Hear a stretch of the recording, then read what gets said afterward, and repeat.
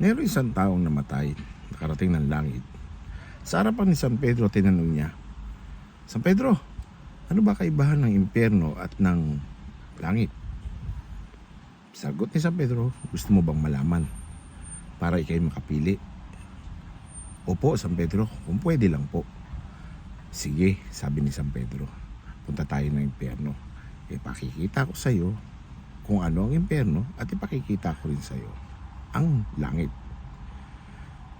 Salamat po. So nagpunta silang dalawa at nakita niya roon na merong mahabang mesa na punong-puno ng masasarap na pagkain at maraming upuan, nakaupo sa upuan. At hindi makakain ng mga tao sa impyerno. Kasi sa kanilang mga kamay ay nakadikit ang mahabang kutsara at tinidor sa kanila. Hawak-hawak nila sa kanilang kanan ng kutsara at sa kaliwa ang mga tinidor. Ngunit mahaba. Hindi sila makakain. Nasasandok nila yung kanilang pagkain sa harapan at hindi naman nila ito makain. Kaya nangangayayat sila at galit na ang mga tao dahil sa dami ng pagkain na hindi nila makain at gutom na sila.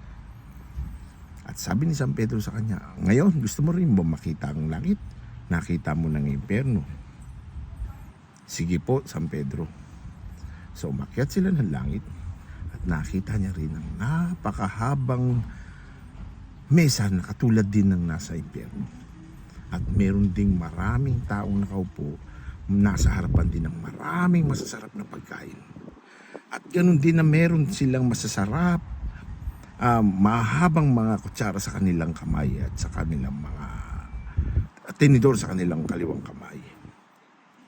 Pero masaya sila na nagtatawanan at nagkakainan. Alam mo ba kung bakit? Dahil nagsusubuan sila.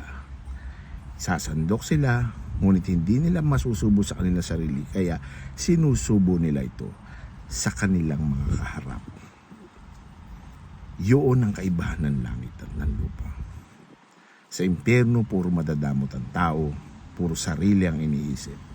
Pero ang makakarating sa langit ay ang mga taong iniisip ang ibang kapwa.